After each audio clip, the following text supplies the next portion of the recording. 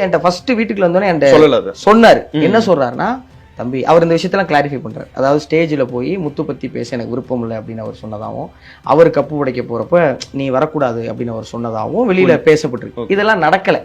அப்போ உள்ள வந்து என்ன சொல்ற, தம்பி நடக்காத சில விஷயங்கள் நடந்ததா வெளில பேசிட்டாங்கப்பா, அதெல்லாமே வந்து ஆமாவா இல்லையா மட்டும் நீ சொன்னா போனா, இதெல்லாம் நடக்கவே இல்லை, நான் இதே இவ்வளவு சீரியஸா எடுத்துக்கிட்டேன்.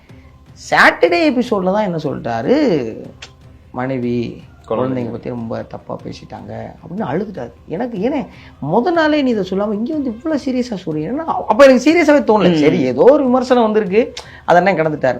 அப்புறம் அதை ரொம்ப பாதிச்சிருந்தோடனே அவர் தனியாக கூப்பிட்டு போய், அண்ணே ரொம்ப ரொம்ப சாரிண்ணே, இது ஏன் நடந்துச்சு எப்படி நினச்சி எனக்கு தெரியாது, ஆனால் உன்னைய தவறான முறையில் பேசியிருந்தாங்கன்னா அது ரொம்ப ரொம்ப தப்பு, அதுக்கு தம்பி காரணமாக இருந்ததுக்கு முன்னாடி ஐயோ இல்லை முத்துனார். இல்லைண்ணே இது காரணமாக தம்பி இருந்திருக்கேன்ல, நான் வந்து உன்ட்ட மன்னிப்பு கேட்டுக்கணும் அப்படின்னு சொன்னேன். வீட்டுக்கு வர்றேன், நான் அன்னிட்டையும் மன்னிப்பு கேட்கணும் அப்படின்னு அங்கேயே சொன்னேன். அவர் அதெல்லாம் ஒன்றும் இல்லைன்னாரு. அது அப்படி தானே, ஏன்னா அட்லாஸ்ட் நம்ம தானே காரணம். இந்த வீடு தான் சொல்லி கொடுத்துச்சு, ஒரு தப்பு நீ செஞ்சியா செய்யலையாங்கிறது ரெண்டாவது.